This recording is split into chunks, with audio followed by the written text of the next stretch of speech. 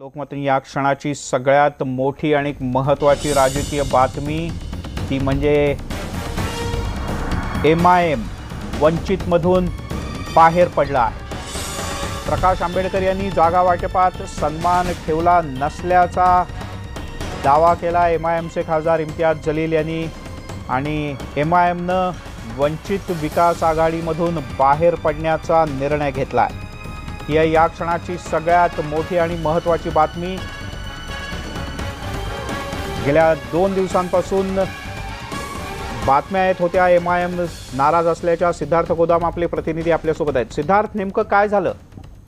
मिलिंद, राजकारणाची ही अत्यंत धक्कादायक बातमी आपल्याला म्हणता येईल, कारण सर्वात मोठी बातमी आहे। MIM आणि वंचित जागा वाटपामधून ताणतणावात होते आपल्या सगळ्यांना माहीत आहे। मात्र प्रकाश आंबेडकर कुठेतरी सांगत होते की MIM हे आमच्या सोबत असणार, वंचित मध्येच असणार, आणि दुसरीकडून इम्तियाज जलीलही स्वतः म्हणत होते की आम्ही वंचित सोबतच असणार। मात्र ज्या जागा त्यांनी मागितल्या होत्या, सुरुवातीला 80 जागा MIMनी मागितल्या होत्या, मात्र त्यामध्ये कमी जास्त जागा होऊ शकतात असं लिबरल पॉइंट सुद्धा MIMनी ठेवला होता। मात्र प्रकाश आंबेडकरांनी किती जागा देणार त्यांना अशा याबद्दलचं कुठलंही वक्तव्य केलं नाही किंवा तशा पद्धतीच्या हालचाली झाल्या नाही। काल वंचितच्या पार्लिमेंटरी बोर्डाची काल बैठक झाली, त्या बैठकीमध्ये निर्णय घेतला जाईल अशा पद्धतीचा MIMला संदेश देण्यात आला होता। काल इम्तियाज जलील त्यांनी दावा केला होता की काल संध्याकाळपर्यंत वंचित आम्हाला जागेचा जे काय स्पष्टीकरण देईल, मात्र ते झालेलं नाही। आणि किती जागा देणार, कोणत्या जागा देणार याबद्दल प्रकाश आंबेडकरांकडून कसल्याही पद्धतीचा खुलासा येत नव्हता। फक्त वेट अँड वॉचच्या भूमिकेमध्ये MIM गेल्या 2 महिन्यापासून होता। मात्र आज शेवटी स्वतःहून MIMचे प्रदेशाध्यक्ष इम्तियाज जलील यांनी एक पत्रक काढून जे आहे वंचित मधून आपण बाहेर पडत असल्याचा खुलासा केलेला आहे। त्यामुळे आता हे स्पष्ट झालेलं आहे की वंचित मध्ये आता MIM नसणार। याबद्दल म्हणजे भारिप बहुजन महासंघ म्हणजे प्रकाश आंबेडकर आणि त्यांच्या सहकाऱ्यांकडून काही प्रतिक्रिया मिळू शकल्या याबद्दल? कारण पत्रक काढलं MIMनं, प्रकाश आंबेडकर यांनी नाही। मिलिंद, बरोबर आहे तुमचं म्हणणं की वंचित बहुजन वंचित आघाडीच्या वतीनं कसल्याही पद्धतीचं या ठिकाणी वक्तव्य केलं गेलं नाही किंवा प्रेस रिलीज दिलं गेलं नाही। औरंगाबादेतून इम्तियाज जलील जे प्रदेशाध्यक्ष आहेत MIMचे, त्यांनी स्वतःहून वंचित मध्ये बाहेर पडत असल्याचं जे पत्र दिलेलं आहे ते प्रकाश आंबेडकरांना पाठवलेलं आहे। कारण 8 जागा दिल्या, 10 जागा दिल्या अशा पद्धतीची फक्त चर्चा होत होती। MIMनी कालच नाराजी व्यक्त केली होती की मागच्या विधानसभेमध्ये त्यांनी 24 जागा लढवल्या होत्या, त्यापेक्षा कमी जागांवर तर आम्ही MIM मान्य करणार नाही। मात्र किती जागा देणार, कुठल्या जागा देणार याबद्दल फक्त मीटिंग चालू आहे, ठरवू। या सर्व वॉचच्या भूमिकेला MIMनी शेवटी कंटाळून आज स्वतःहून आम्ही MIMच्या बाहेर पडत आहोत किंवा MIM वंचित सोबत लढू शकत नाही किंवा वंचित आणि MIMची युती होऊ शकत नाही अशा पद्धतीचं वातावरण असल्यामुळं त्यांनी प्रकाश आंबेडकरांना या ठिकाणी शुभेच्छा दिलेल्या आहेत लोकसभेच्या, आणि यापुढे MIM आपल्या वाटचाली आणि जे निवडणुकीसाठी जे आहेत उमेदवारांच्या मुलाखती वगैरे सुरू करणार असल्याचंही त्या पत्रामध्ये नमूद केलंय।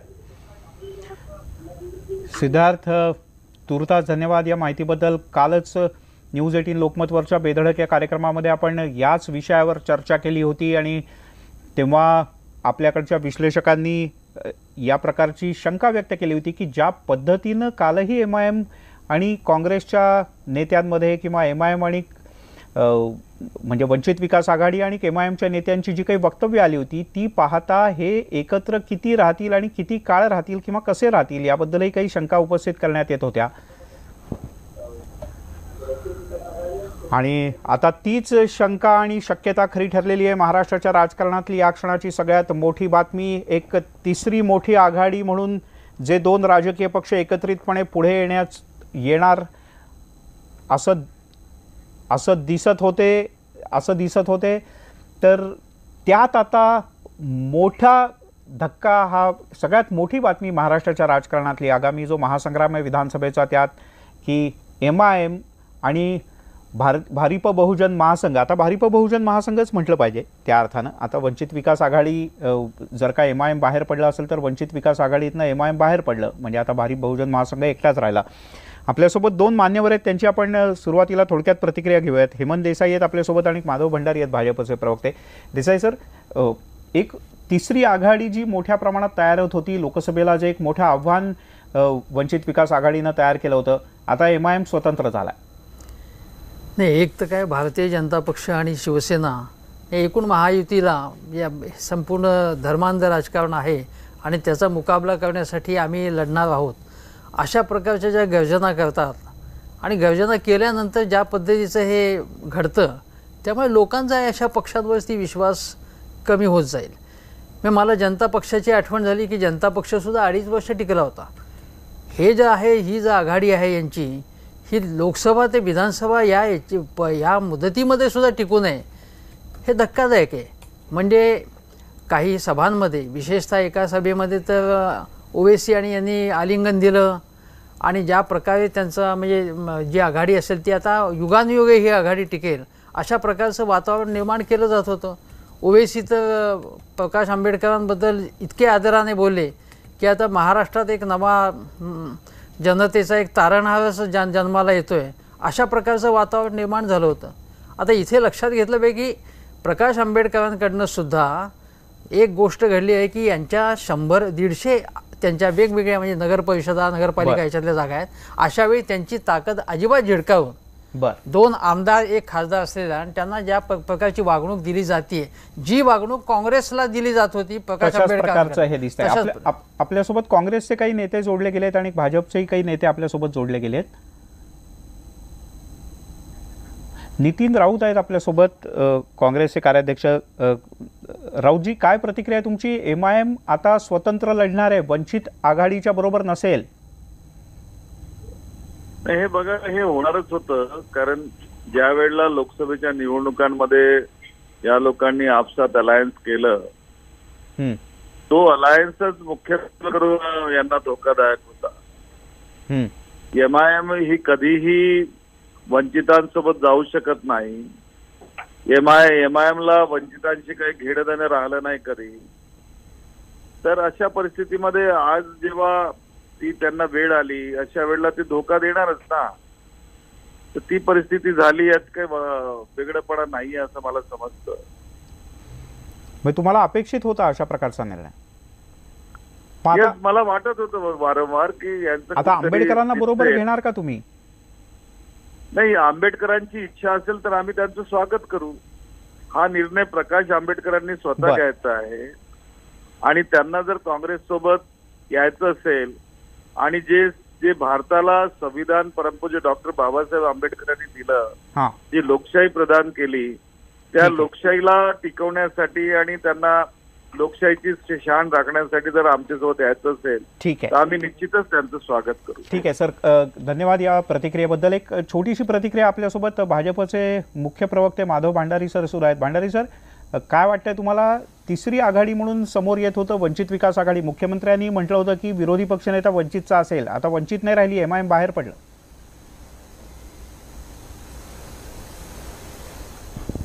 MIM बाहेर पडल्यामुळे वंचित बहुजन आघाडीवरती फार मोठा परिणाम होईल असं मला स्वतःला वाटत नाही. कारण MIMचा प्रभाव हा मराठवाड्यातल्या 2-3 जिल्ह्यांपुरता, 4 जिल्ह्यांपुरता होता. वंचित बहुजन आघाडीने जे गेल्या काही महिन्यांमध्ये आपलं काम उभं केलंय ते महाराष्ट्रभर उभं केलंय आणि त्यामुळे वंचित बहुजन आघाडीतून MIM बाहेर पडल्यामुळे वंचित बहुजन आघाडीचं फार मोठं नुकसान होईल असं मला स्वतःला वाटत नाही. काही प्रमाणात होईल, होणार नाही असं म्हणण्याचं कारण नाही, पण फार मोठं नुकसान होईल असं मला वाटत नाही. बरं, आपल्यासोबत अन्य काही मान्यवर आहेत विविध राजकीय पक्षांचे आणि खरं तर सुरुवातीला आपण विषय वेगळा ठरवला होता आणि त्या दृष्टीनं मला माहिती आहे की आपल्या आलेल्या पाहुण्यांनी तयारी केली होती. पण या क्षणाची ही जी बातमी आहे ही खूप मोठी बातमी आहे. आगामी महासंग्रामातली या क्षणाची सगळ्यात मोठी बातमी आहे आणि त्यात भंडारी सरांनी म्हटलं आहे की MIM बाहेर पडलं तरी वंचित बहुजन आघाडीवरती त्याचा थेट परिणाम होणार नाही. त्यांचं जे काही मतांचं गणित आहे त्यात फार काही फरक पडणार नाही. हेमलता पाटील आहेत आपल्यासोबत, काँग्रेसच्या प्रवक्त्या. हेमलताताई, काय वाटतं तुम्हाला? माधव भंडारी म्हणतात त्या मताशी तुम्ही सहमत आहात का? तुम्ही प्रकाश आंबेडकरांना बरोबर घेण्याचा आता कसोशीने प्रयत्न करणार? नाही, आमचे प्रयत्न तर चाललेले आहेत. प्रकाश आंबेडकर जर बरोबर आले तर काँग्रेस त्यांचं स्वागतच करेल. परंतु जागांची अवास्तव मागणी आणि कालापे याच्यामुळे ह्या गोष्टी अद्याप घडलेल्या नाही आहेत. परंतु काँग्रेस नक्कीच प्रयत्नशील आहे. आपण जे म्हणता की ही आघाडी होणार नव्हती, ही फुटणार होती इलेक्शनच्या आधी, हे स्पष्टच होतं. कारण दोन्ही विचारधारा वेगवेगळ्या होत्या, मतमतांतरं होती आणि एकमेकांना गृहीत धरणं हे जे चाललं होतं.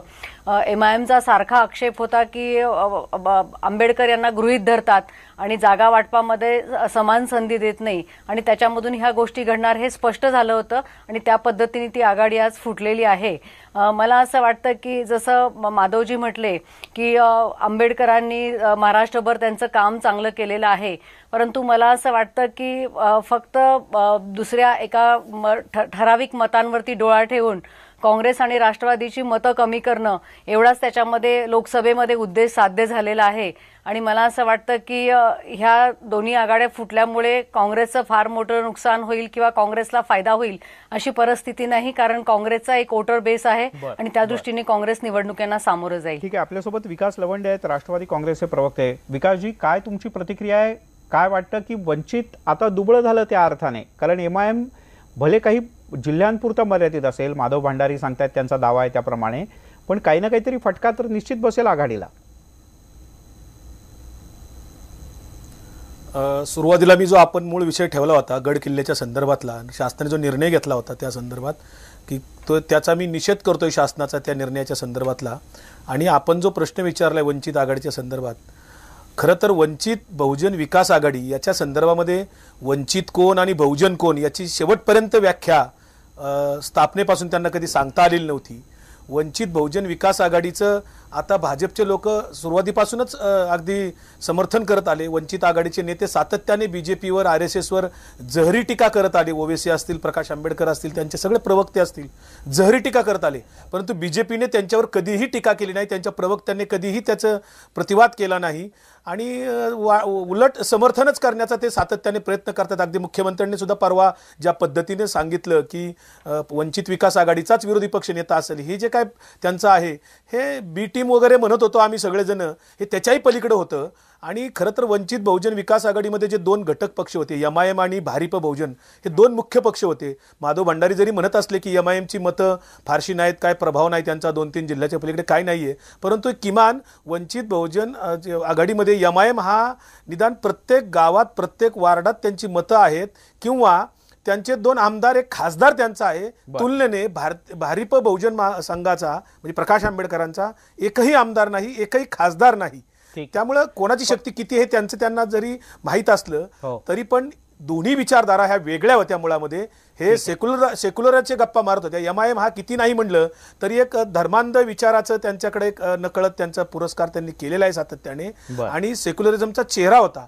तेच प्रकाश आंबेडकरांनी पुरोगामी किंवा सेक्युलरिझमचा चेहरा किंवा त्याच्या गप्पा मारतात कायम पूर्वीपासून. घराणेशाहीवर टीका करतात, स्वतः मात्र घराणेशाहीतून आले, घराणेशाहीवर टीका करत आले. मात्र बाळासाहेब आंबेडकरांनी जातीवादी अशी वंचित बहुजन विकास आघाडी तयार केली, जो जातीवाद भाजपाला अभिप्रेत होता. तुमची प्रतिक्रिया लक्षात आली विकासजी. पण देसाई सर, अनेक पक्ष एकत्र आणून केलेलं होतं. मी परत एकदा येतो तुमच्याकडे. देसाई सर, याच्यात शेवटी 2 पक्ष एकत्र येतात त्यावेळेला आघाडी, युती किंवा असं काहीतरी होतं. आता मुळात हे 2 पक्ष होते, याच्यातला एक पक्ष बाहेर पडला, म्हणजे मग वंचित बहुजन आघाडी म्हणायचं का आता फक्त भारिप बहुजन महासंघच म्हणायचं? भारिप बहुजन महासंघाचं त्यांना नाव जर बदलायचं असेल तर वंचितांचा पक्ष असं म्हणायला लागेल. कारण काय आहे की आता त्यांनी वेगवेगळ्या जातीच्या ज्या विशेषतः वेगवेगळ्या समाज घटकांना काँग्रेस राष्ट्रवादीने संधीच दिली नाही, त्यांना आम्ही संधी देतो आहे. म्हणजे जे आत्तापर्यंत वंचित राहिलेले त्यांचा आमचा पक्ष आहे, ही त्यांना एक इमेज प्रोजेक्ट करायची. आणि म्हणून ते काही अशी उदाहरणं देत आहेत की अमुक समाजाला यांनी, उदाहरणार्थ कैकाडी समाजाला आत्तापर्यंत कधी तिकीटच दिलं होतं ते आम्ही दिलेलं आहे. बरोबर, अशा प्रकारचं त्यांची भूमिका आहे. पण आत्ता आपण लक्षात घेतलं, याच्यातलं राजकारण समजून घेतलं पाहिजे की आता ज्या पद्धतीने प्रकाश आंबेडकर शरद पवारांबद्दल अतिशय तिखट स्वरात बोलतात, त्यामुळेच आत्ताच राष्ट्रवादीचे प्रवक्ते बोलले आणि त्यांनी त्या पद्धतीने उत्तर दिलं. राष्ट्रवादीला वगळून काँग्रेसची आघाडी करण्याचा जो प्रस्ताव आहे, बरोबर, तो काँग्रेसला कदापि मान्य होणार नाहीये आणि हे भारतीय जनता पक्षाला माहिती आहे. आणि म्हणून ते आता म्हणतात की गेल्या वेळेपेक्षा अधिक देवेंद्रजींनी प्रेमाने म्हटलं होतं की आता हाच प्रमुख विरोधी पक्ष असेल, म्हणजे त्यांना हा प्रमुख विरोधी पक्ष आहे किंवा व्हावा अशा प्रकारचं वातावरण निर्माण करण्याची व्यूहरचना भाजपची, आणि ती त्यांची त्यात काही चूक आहे असं म्हणत नाही, ॲज अ स्ट्रॅटेजी म्हणून. पण मग या स्ट्रॅटेजीचा भाग म्हणजे भांडारी सर ही आघाडी तुटण्यामागे भाजपचं तर काही चाणक्य नीती नाही ना? हे म्हणजे आघाडी तेव्हा झाली तेव्हा भाजपमुळे झाली असं म्हणत होतात. आघाडी तुटली तरी ती भाजपमुळे तुटली असं आपण मी फक्त म्हणणार. शंका विचारली, काही माझं जरी मत नाही झालं, मांडत आहे. शेंडी तुटली तरी भाजपमुळे तुटली, पारंबी तुटली तरी भाजपमुळे तुटली. पण मला काही वस्तुस्थिती आपल्या लक्षात आणून द्यायला पाहिजे की आपण जेव्हा वंचित बहुजन आघाडीमधून MIM बाहेर पडल्याला काही स्वरूप द्यायचा प्रयत्न करतो, एक लक्षात घ्यायला पाहिजे, MIMचे 2 आमदार जे निवडून आले त्यावेळेला वंचित बहुजन विकास आघाडी नव्हती, ते त्यांच्या स्वतःच्या जीवावर निवडून आले. एक खासदार त्यांचा निवडून आला, तो वंचित बहुजन विकास आघाडीमुळे निवडून आला. पण MIMचा 0.5% सुद्धा फायदा वंचित बहुजन विकास आघाडीला मिळाला नाही. ही वस्तुस्थिती आहे. तुम्ही सगळ्या ठिकाणच्या मतदानाचं विश्लेषण करा, आकडेवारीचं विश्लेषण करा, छाननी करा, त्यातून तुम्हाला हे उत्तर मिळेल. त्या छाननीच्या आधारे, त्या विश्लेषणाच्या आधारे मी मगाशी विधान एवढंच सांगतो. माधवराव म्हणतात त्याच्याशी मी सहमत आहे. कालच्या कार्यक्रमात मी म्हटलं की ट्रान्सफर झाली नाहीत आणि प्रकाश आंबेडकरांच्या लोकांनी बोलून दाखवलं होतं. भांडारी सर, मी तुमच्याकडे येतो. वंचित बहुजन आघाडीचे प्रवक्ते आपल्यासोबत जोडले गेले, सिद्धार्थ मोकळे. सिद्धार्थ, काल तुम्ही आशावाद व्यक्त केला होता की हे सगळं असं काही होणार नाही, आम्ही एकत्रच लढू. पण आता MIMनं पत्रकच काढलं थेट की आम्ही स्वतंत्र लढणार. मोठा धक्का आहे तुम्हाला? नाही, कसं आहे, मी पुन्हा एकदा ना सांगू इच्छितो की आम्ही एक महत्वाची भूमिका सांगितली होती की या युती आघाडी संदर्भातली जी काही ऑफिशियल बोलणी आहे ती MIM पक्षाचे अध्यक्ष असलेल्या असदुद्दीन ओवैसी साहेबांशी होत आहे आणि ती बाळासाहेब स्वतः करतायत. याच्यामध्ये इम्तियाज जलील यांनी सुरुवातीपासून डिस्टर्बन्स क्रिएट करण्याचा प्रयत्न केला. त्याच्यावरती आम्ही एक समिती नेमून त्यांच्याशी चर्चा केली आणि त्यांना हे सांगितलं की हे सगळं जे काही तुमचं म्हणणं आहे ते तुमच्या पक्षाच्या अध्यक्षांकडनं येऊ द्या. बरं, आता कसं झालेलं आहे, इम्तियाज जलील यांच्याबद्दल MIM मध्ये सुद्धा एक भावना निर्माण झाली आहे की यांनी वंचित बहुजन आघाडीचा आधार घेऊन स्वतःची खासदारकी मिळवली. आता जे बाकीचे आमदार होऊ पाहणारे लोक आहेत त्यांची आमदारकी हे धोक्यात आणतायत इथली आघाडी तोडून. तर हे सगळे जे काही इम्तियाज जलील यांचे प्रयत्न आहेत हे मुळात वादग्रस्त विधानं करणं आणि अशा पद्धतीनं जसं काँग्रेसमध्ये आघाडी तुटायला MIM नाही तर इम्तियाज जलील कारणीभूत आहे. काय म्हणताय? आघाडी तुटायला MIMचे नेते ओवैसी नाहीत तर इम्तियाज जलील कारणीभूत आहेत असं म्हणणं आहे तुमचं? इम्तियाज जलील यांना सुरुवातीपासूनच आघाडी तोडायची की काय अशाच पद्धतीचं त्यांचं वर्तन आहे आणि त्यांना दुसरी लिडरशिप MIM मधून महाराष्ट्रात उभी राहू द्यायची नाही असं स्पष्टपणे दिसतंय. त्यामुळे ओवैसींना क्रॉस करून आता ते स्वतः सगळे स्टेटमेंट करतायत आणि ओवैसी स्वतः बाळासाहेबांशी बोलत असताना ओवैसींनी आम्हाला सांगितलेलं आहे की आम्ही या सगळ्या संदर्भातलं ऑफिशियल कुठलंही आमच्याकडे कम्युनिकेशन आलेलं नसताना या पद्धतीने असं जाहीर करणं याचाच अर्थ हा आहे की इम्तियाज जलील यांना ही युती होऊच द्यायची नव्हती आणि नवीन कुठलंही लिडरशिप येथे उभा राहू नये. जसं नरसिंह रावांना वाटत होतं की दुसरा कोणी पंतप्रधान होऊच नाही, आम्हीच होणार, त्याच पद्धतीचा आता तयार झालेला. ओवैसीने हा निर्णय मंजूर केलाय ना? ओवैसींचा याच्याशी काही संबंध आहे असं म्हणता येईल?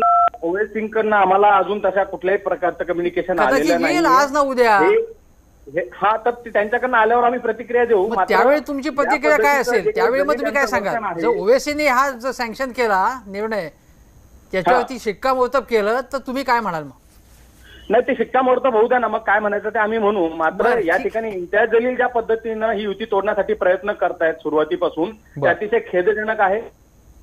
एकूण या राजकीय उलथापालथ करण्याची जी काही प्रयत्न या ठिकाणी सुरू आहे तर त्याच्यामध्ये आम्हाला दाट शंका येते की इम्तियाज जलील हे सुरुवातीपासून जी काही या बोलणीला खीळ घालत होते, बाहेर महाराष्ट्रातले प्रमुख इम्तियाज जलील आहेत ना नेते, त्यांच्याशी जर तुमचा वाद झाला तर मग ही आघाडी होणार कशी उद्या? ओवैसींनी जरी सांगितलं की व्हायला पाहिजे, त्यांचाच विरोध असेल तर होणार कशी? नाही, कसं आहे माहितीये का, आता एक लक्षात घ्या, पक्षाच्या अध्यक्षांचं जर का ते ऐकत नसतील तर आमचं कसं ऐकणार हा एक महत्वाचा प्रश्न आहे. आता त्यांच्या पक्षांतर्गत तो विषय आहे, त्यांनी तो निपटावा त्यांच्या पक्षाच्या अंतर्गत. आम्ही एक भूमिका घेतली होती की अन्यथा तुम्ही एकटे लढणार. काय म्हणता? अन्यथा तुम्ही एकटे लढणार? नाही, तो निर्णय होईलच ना भविष्यामध्ये, एकटे लढणार किंवा आमच्यासोबत इतरही आणखी बाकीचे पक्ष आहेतच, त्या सगळ्यांना आम्ही सोबत घेऊन लढणार कसं काय. मात्र आता ओवैसींकडनं ऑफिशियली जे काही त्यांच्याकडनं कम्युनिकेशन येईल त्यानंतर आमची अधिकृत भूमिका आम्ही जाहीर करू. रमेश केरे पाटील आहेत आपल्यासोबत, मराठा क्रांती मोर्चाचे समन्वयक. रमेशजी, तुम्हाला असं वाटतं की एक वेगळा फोर्स, राजकीय शक्ती महाराष्ट्रात तयार होत होती की जी उदयाला येता येताच ती नष्ट पावले म्हणजे विभागलेली आहे तुर्तास तरी. MIM आणि वंचित विकास आघाडी आता स्वतंत्र लढणार आहेत. तुम्हाला काय वाटतं याच्याबद्दल? बरोबर, यांनी एकत्र लढायला पाहिजे होतं. हॅलो, बोला, तुमचा आवाज येतोय. हॅलो, म्हणलं वंचित आघाडीमध्ये MIMने आणि त्यांनी एकत्र लढायला पाहिजे होतं आणि त्यांना 18 पगड जातीचे लोक पण त्यांनी सोबत घ्यायला पाहिजे होते आणि ती हळूहळू तशी तयारी पण त्यांनी दर्शवली होती. पण आता जर त्यांची युती फुटते तर याचा नक्कीच परिणाम बहुजन आघाडीवर होणार आहे. रमेश भाऊ, तुम्ही स्वतः औरंगाबादमधले आहात. तुम्ही इम्तियाज जलील यांनाही ओळखता, त्यांचं राजकारणही तुम्हाला माहिती आहे. तुम्हाला असं वाटतं, जो आरोप केला आता सिद्धार्थ मोकळे यांनी, वंचितचे प्रवक्ते, की इम्तियाज जलील यांनाच नको ती ही आघाडी टिकणं, तुम्हाला असं वाटतंय एक राजकीय अभ्यासक म्हणून?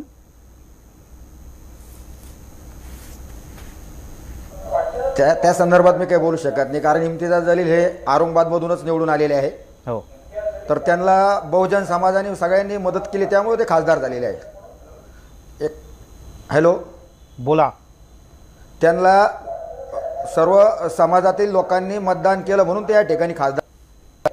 फक्त जर मुस्लिम समाजाच्या याच्यावरती जर इलेक्शन लढू बघताय तर ते शक्य नाही. बर, हेमलताताई, पण मग याचा फायदा कोणाला होईल? माधव भंडारी सरांना असं वाटतंय की वंचितची जी मतं आहेत ती तशीच राहतील, MIMची मतं फारशी वंचितकडे कधी आलीच नाहीत. तुम्हाला असं वाटतंय की तसंच राहील इंटॅक्ट? वंचितचा जो वोटर आहे, तो मतदार आहे, तो का तोटा होईल वंचितला? नाही, वंचित बहुजन आघाडीमध्ये एक लक्षात आलेलं आहे की लोकसभेच्या इलेक्शनमध्ये की हे मतांचं ट्रान्सफर बरोबर झालेलं नाही, मतं एकमेकांना मिळालेली नाही आहेत. आणि जो आरोप दोन्ही पक्षांनी केला, MIM आणि बहुजन विकास आघाडी, त्या दोघांचा जो भारीपचा जो आरोप होता तो योग्य होता की MIMची मतं त्यांना मिळाली नाही आणि त्यांची मतं MIMला मिळाली नाहीत आणि त्यामुळे त्यांना योग्य तो रिझल्ट मिळाला नाही, असं त्या दोघांचाही आरोप होता आणि तो लक्षात येतोय की तो सिद्ध झालेला आहे. तर त्यामुळे आता त्याचा नक्की फायदा कोणाला होईल आणि तोटा कोणाला होईल हे सांगता येणार नाही या मोमेंटला तरी. परंतु ते दोन्ही जर एकत्र लढले असते तर काँग्रेसला नक्कीच त्याचा नुकसान झालं असतं, एवढं मी नक्की सांगू शकते. बरं, म्हणजे आता स्वतंत्र लढले तर काँग्रेस राष्ट्रवादीला फायदा होईल असं वाटतंय तुम्हाला?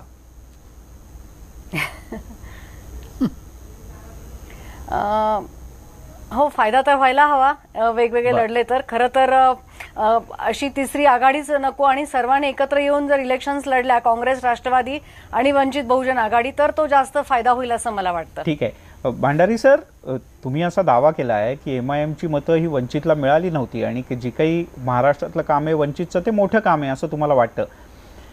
मला मनात प्रश्न असा आहे, एक पत्रकार किंवा एक जाणकार म्हणून, की म्हणजे तुम्ही सातत्यानं, म्हणजे मुख्यमंत्र्यांनी MIMचं कौतुक केलं, MIM विरोधी पक्ष आपलं वंचित बहुजन आघाडीचं कौतुक केलं, ही आघाडी विरोधी पक्षनेतेपद पण मिळवू शकते असं म्हटलं. आता तुम्हीही म्हणताय की वंचितची स्वतःची स्वतंत्र ताकद आहे, MIMची मतं काही त्यांना मिळाली नाही.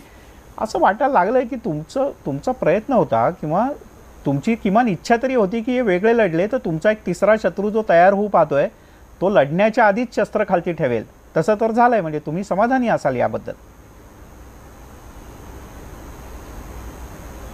नाही, मला तुम्हाला नेमकं आमच्यावर काय आरोप करायचा हे काही लक्षात आलं? मला आरोप काहीच नाही करायचा, तरी आमच्यावरती कुठलातरी आरोप करायचा एवढाच तुमचा प्रयत्न आहे.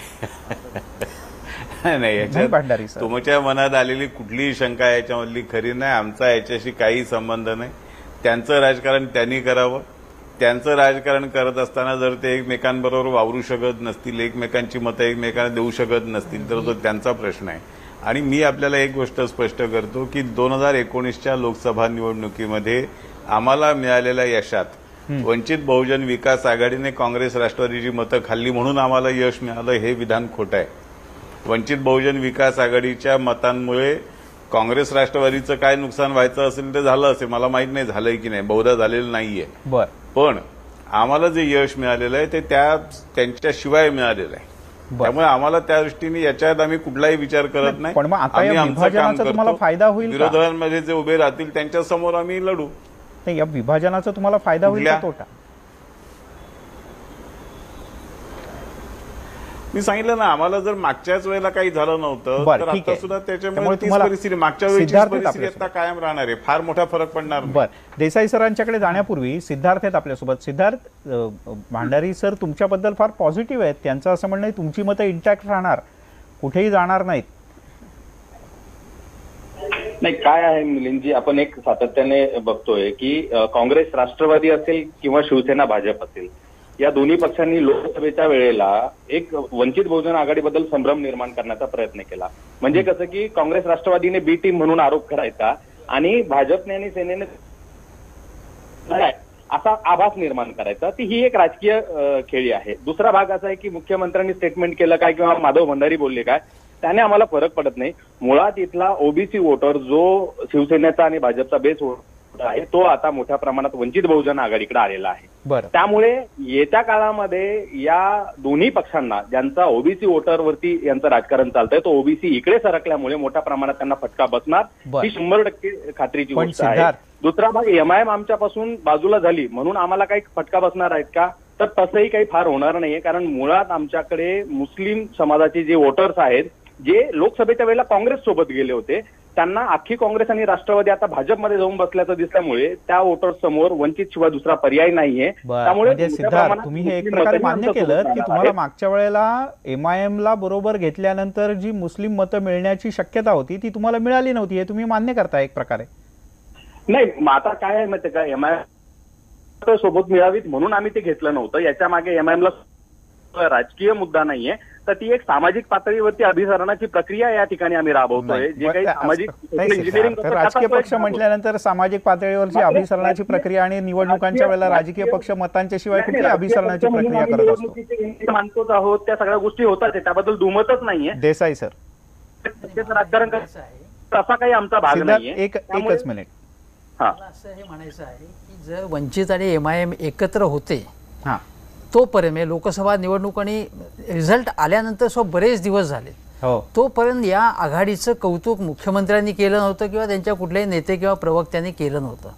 आता विधानसभा निवडणुका जवळ आल्यानंतर अचानकपणे हे कौतुक सुरू काय झालं आहे याचं एक कुतूहल आपल्याला निर्माण होतं.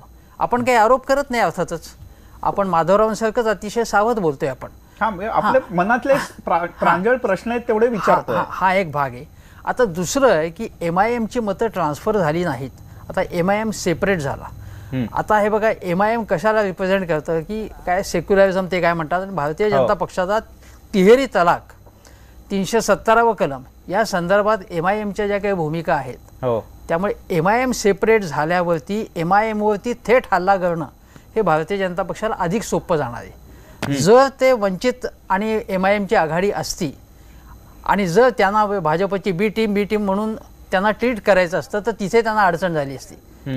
आपण असं म्हणत नाही भाजपची बी टीम आहे, पण समजा जर त्यांच्या कोणाच्या मनात असेल असं, हे वेगळं झाल्यामुळे त्याचा फायदा होणार. आता एमआयएमची जी मतं आहेत, आता अशा पद्धतीचं बोलणं जे आहे की त्यांचा काय 2-3 जिल्ह्यापुरताच काय तो परिणाम आहे, पण एमआयएमची जी ग्रोथ आहे ती माझ्या मते अनेक पक्षांमध्ये, आपल्याला त्यांचं काही विचारसरणी मान्य असो नसो, त्यांची ग्रोथ चांगल्यापैकी झालेली आहे आणि सातत्यपूर्ण ती आहे.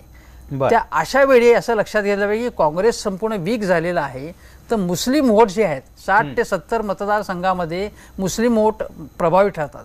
आता सिद्धार्थ मोकळे असं म्हणतात की हे गेल्यावरती ती मुस्लिम मतं यांच्याकडे शिफ्ट होतील. आता हा सिद्धांत जो आहे तो कशाच्या आधारे ते काढतायत हे मला माहिती नाही. जर तसं असतं तर मग एमआयएमला बरोबर घेण्याची गरजच काय होती मुळात. बरोबर, असं माझा असे प्रश्न आहे. म्हणजे त्या अभिसरण म्हणणं ह्या जो काही दावा आहे सिद्धार्थ मोकळे यांचा, हा चर्चेकरता म्हणून ठीक आहे, पण प्रत्यक्षात तसं काही होऊ शकत नाही. एक अगदी काही क्षणांचा ब्रेक घेऊयात. ब्रेकच्या नंतर अर्थातच आपल्यासोबत स्टुडिओतनं देसाई सर आहेत, माधव भांडारी आहेत भाजपचे मुख्य प्रवक्ते, विकास लवंडे आहेत राष्ट्रवादी काँग्रेसचे प्रवक्ते. ठीक आहे भांडारी सर, एक छोटीशी प्रतिक्रिया आणि मग एक ब्रेक घेऊयात.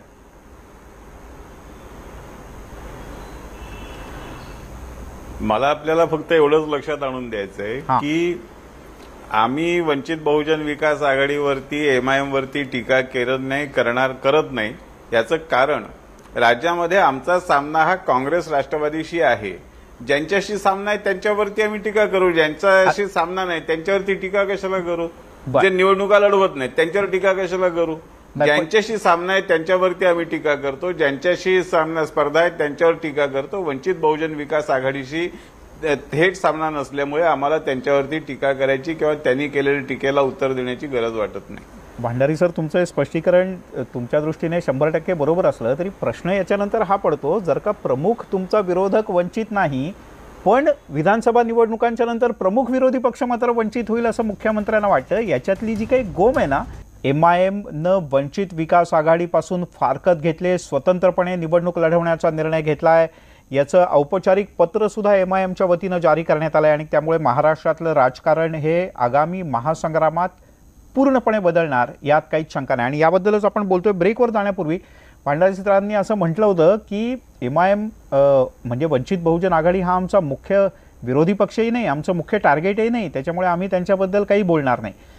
पण भांडारी सर, तुमचं हे विधान मुख्यमंत्र्यांच्या विधानाच्या बरोबर विरुद्ध विधान आहे असं नाही वाटत तुम्हाला? त्यांनी तर म्हटलं की जेव्हा विधानसभा पुढची अस्तित्वात येईल तेव्हा विरोधी पक्षनेतेपद वंचितकडे असेल.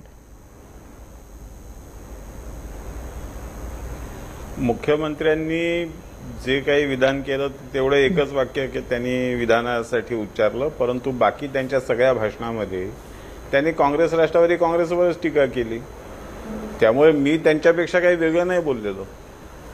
ज्या पद्धतीचं राजकारण आपण महाराष्ट्रामध्ये गेली अनेक वर्ष करतो, विशेषतः काँग्रेसने जे राजकारण, काँग्रेस आणि राष्ट्रवादी काँग्रेस या दोघांनी जे राजकारण आतापर्यंत केलं, त्या राजकारणाचा ही शेवटची लढाई आहे. आणि या लढाईमध्ये आम्हाला हा पूर्ण विश्वास आहे की आम्ही काँग्रेस राष्ट्रवादी काँग्रेसला पूर्णपणे पराभूत करू, एवढं पराभूत करू की वंचित बहुजन विकास आघाडी ही त्यांच्यापेक्षा पुढे जाईल, त्यांना अधिक जागा मिळवता येतील, एवढा आम्ही काँग्रेस राष्ट्रवादी काँग्रेसचा पराभव करू, एवढंच त्याचं तात्पर्य मुख्यमंत्र्यांच्या विधानाचं तात्पर्य आहे. मी सांगू का भंडारी साहेब, एक लक्षात घ्या तुम्ही म्हणालात की वंचितवरती टीका एवढं करण्यासारखं काय, म्हणजे काँग्रेस राष्ट्रवादीचा इतक्या वर्षांचा इतिहास आहे म्हणून तुम्ही त्यांच्यावर टीका करणार. वंचितनी सत्तेवरच कधी नव्हतं, त्यामुळे त्याच्यावरती तुम्ही किती टीका करणार, त्यांचा रेकॉर्ड काय असं. त्यामुळे हे जे तुम्ही म्हणताय ते तसं पटण्यासारखं नाहीये. आणि दुसरी गोष्ट म्हणजे तुमचा जो दुसरा मुद्दा आहे की तुम्ही साफ कराल काँग्रेस राष्ट्रवादीला, हे जे तुम्ही म्हणताय तुमचा आत्मविश्वास, माझाही तेवढाच आत्मविश्वास आहे की ते साफ होणार आहेत, कमी होणार आहेत. मी तुम्हाला समर्थन देतोय तुमच्या या भूमिकेला, परंतु काँग्रेस राष्ट्रवादी अगदी फालतू आहेत आणि हे आता यापुढचे विरोधी पक्षनेते आहेत असं समजण्यामध्ये काँग्रेस राष्ट्रवादीला क्षुद्र लेखण्याची किंवा त्याला उपेक्षेने मारण्याची अशा प्रकारची तुमची स्ट्रॅटेजी दिसते. आणि ती स्ट्रॅटेजी असेल तर ठीक आहे, चांगलं आहे, माझं काही म्हणणं नाही. भांडारी सर, अगदी 30 सेकंदात उत्तर, मग एका महत्वाच्या मुद्द्याकडे वळायचं आहे आपल्याला. याला माझं उत्तर एवढंच आहे की आम्ही कुणालाही उपेक्षेने मारणं, तुच्छ लेखणं, आम्ही थोडेच काँग्रेसवाले आहोत तुच्छतेने कुणाबद्दल बोलण्याबद्दल. आम्ही काही कुणाचे नातू पणतू, खापर पणतू, पुतण्या म्हणून आम्ही पुढे नाही आलो. आम्ही सामान्य माणसातूनच आलो, आम्ही या वंचित बहुजनांमधूनच आलो. आणि त्यामुळे आम्ही कुणाबद्दल तुच्छतेने, तिरस्काराने, उपेक्षेने बोलत नाही. आम्ही राजकीय वस्तुस्थितीच्या आधाराने बोलतो. राजकीय वस्तुस्थितीमधला आमचा हा प्रयत्न आहे की आम्ही काँग्रेस राष्ट्रवादी काँग्रेसचा एवढा पराभव करू की त्यांना या राज्यामध्ये स्थान राहणार नाही. बरं, ठीक आहे. हेमलताताई, थोडक्यात. नाही, आता जे बोलले माधवजी की आम्ही कुठल्या सर्वसामान्य माणसातून आलोय, कोणाचे नातू पंतू नाहीये, परंतु सगळे नातू पंतू मुलं सगळे आपल्या पक्षामध्ये त्यांनी घेतलेली आहेत आणि आपल्या पक्षामध्ये सगळ्यांना सामावून घेतलेलं आहे. दुसरी महत्वाची गोष्ट बघा की भाजपचे सगळे प्रवक्ते, अगदी पदाधिकारी असतील, प्रवक्ते असतील, अगदी मुख्यमंत्री असतील, हे वंचित बद्दल ज्या पद्धतीने बोलतायत, ज्या प्रेमाने बोलतायत, याच्यामध्येच मला कुठला तरी संशय येतो. मी वंचितला कधीही बी टीम म्हणणार नाही, परंतु ज्या पद्धतीने ह्यांची सगळी वक्तव्य चाललीत, हा 100% कुठल्या तरी स्ट्रॅटेजीचा भाग आहे आणि त्याच हेतूने हे सगळं त्यांचं चाललेलं आहे राजकारण, असं मला या ठिकाणी स्पष्ट करावं वाटतं. बरं, आपण ते शोधण्याचा प्रयत्न करूयात. पण सिद्धार्थ गोदाम आपले प्रतिनिधी आपल्यासोबत पुन्हा एकदा जोडले गेलेत. काही महत्वाची अपडेट आहे सिद्धार्थकडे. सिद्धार्थ, काय आणखी महत्वाची माहिती आहे? मिलिंद, एक गोष्ट आपण लक्षात ठेवायला पाहिजे की लोकसभेच्या निवडणूक झाल्या प्रकाश आंबेडकरांनी एक बारीक अभ्यास करून जाहीर केलं होतं की वंचितची मतं MIMला पडली, मात्र मुसलमानांनी मतं MIMला दिली नाही. आणि त्यानंतर त्यांनी एक महत्वाचा सर्व्हे केला. त्या सर्व्हेमध्ये त्यांना असं आढळून आलं की सगळेच मुसलमान MIMच्या पाठीशी नाहीत, त्यामुळे तेव्हापासूनच एमआयएमला थोडंसं बाजूला त्यांनी ठेवायला सुरुवात केली होती. इन बिटवीन एक महत्वाची राज्यभरातील सगळ्या मुस्लिम मौलवी जे आहेत, प्रमुख मौलवी, त्यांची एक मोठी बैठक औरंगाबादमध्ये प्रकाश आंबेडकरांनी घेतली आणि त्या बैठकीमध्ये त्यांना असं कळालेलं आहे की मुस्लिमांचे मतदार हे मौलवी परतवत असतात किंवा मौलवी सांगतील तिकडे मतदान जातात. त्यामुळे मौलवींसोबत झालेली एक बैठक ही एमआयएमला आधीच खटकली होती. त्यानंतर एमआयएमने अल्टिमेटम द्यायला सुरुवात केली होती. कुठेतरी एमआयएमला भीती वाटत होती की मौलवींसोबत प्रकाश आंबेडकर जातील आणि एमआयएमला बाजूला ठेवतील. ती भीती आज त्यांची खरी ठरलेली आहे.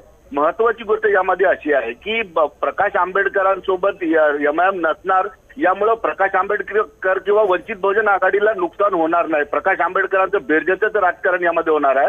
कारण एमआयएम जरी बाजूला गेली तर राज्यभरातील मौलवी त्यांच्या सोबत आहेत, मौलवींचा पाठिंबा त्यांना आहे. आणि दुसरी महत्वाची गोष्ट, प्रकाश आंबेडकरांना जर काँग्रेस सोबत जायचं असेल, इतरांसोबत जायचं असेल तर त्यांचा मुख्य अडचण आता दूर झालेला आहे. बर, आपल्यासोबत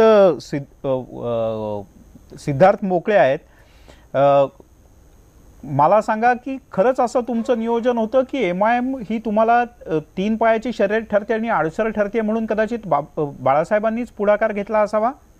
कारण मग त्याच्यामुळे बाळासाहेबांवर जो सातत्याने आरोप होत होता ना बी टीमचा, त्या आरोपातनं पण ते मुक्त होतील ना? नाही, मुळात एक लक्षात घ्या, आमच्यावर काहीही आरोप झाले तर त्यांना आम्ही बिलकुल जुमानत नाही. कारण वास्तव काय ते महाराष्ट्राच्या जनतेसमोर आलेलं आहे, ते आम्ही आणलेलं आहे. दुसरा महत्वाचा भाग की एमआयएम आमच्यासाठी ओझं वगैरे बिलकुल नव्हतं 3 पायाची शर्यत. एमआयएमला आम्ही सोबत घेतलं, त्याच्या मागे खूप मोठा सामाजिक दृष्टिकोन सुद्धा आहे. राजकारण आहेच, मान्य करतो मी, मात्र त्याच्यासोबत सामाजिक दृष्टिकोन सुद्धा आहे. तिसरा महत्वाचा मुद्दा आपण या चर्चेत सगळ्यात महत्वाचा आपण लक्षात घेतला पाहिजे की अजूनही ओवेसी साहेबांकडनं आम्हाला कसलंही कम्युनिकेशन आलेलं नाहीये. इम्तियाज जलील यांनी हे जाहीर केलंय. आता 17 जागांचं एक आम्हाला पत्र ओवेसीकडनं आलं होतं, त्या 17 जागांवर आमची बोलणी सुरू होती. तिथून हे सगळं सुरू झालं. नंतर पुढे इम्तियाज जलील यांनी सगळ्या गोष्टी वेगळ्या वळणावर नेलेल्या आहेत. हा एक भाग. आणि एक चर्चेमध्ये माधव भंडारी सरांना मी आठवण करून देऊ इच्छितो की आम्ही अजूनही भारतीय जनता राष्ट्रवादी पार्टी म्हणत नाही आहोत. त्यामुळे कृपया आपण आमचा उल्लेख वंचित बहुजन विकास आघाडी करू नये. ठीक आहे. आपली खरं भंडारी सरांना काही मुद्दा मांडायचा होता आणि मला माहिती आहे विकास लवंडे यांनाही मुद्दा मांडायचा होता. त्यांनी 2 वेळेला हात वर केला होता. पण देसाई सर, मला माफ करा, मला नाही वेळ देता येणार. आज झालेला जो निर्णय आहे, सिद्धार्थ मोकळे म्हणतायत तसं की त्यांना अपेक्षा आहे की असदुद्दीन ओवेसी काही प्रतिक्रिया देत आहेत का, तर आपण पुढचे काही तास अजून वाट बघूयात की ओवेसींची काही वेगळी प्रतिक्रिया येते का. अन्यथा महाराष्ट्राच्या राजकारणात एक नक्की आहे की हा आगामी महाराष्ट्राचा जो महासंग्राम आहे तो एमआयएम आणि वंचित बहुजन आघाडी म्हणजे भारिप बहुजन महासंघ आता स्वतंत्रपणे लढवणार. अर्थात याचा फायदा कोणाला होणार? बी टीमचा आरोप त्याच्यामुळे नष्ट होणार आहे का? आणि मुस्लिमांची न मिळणारी मतं मुस्लिम धर्मगुरूंच्या बरोबर बैठक घेतल्यामुळे ही प्रकाश आंबेडकर यांना मिळवता येणार आहेत का? या प्रश्नांची उत्तरं कदाचित पुढच्या चर्चेत किंवा पुढच्या काही तासात आपल्याला मिळतील. आपण सगळे मान्यवर सहभागी झालात, आपल्या सगळ्यांचे मनापासून आभार. आज इथेच थांबूयात. पाहत राहा न्यूज 18 लोक.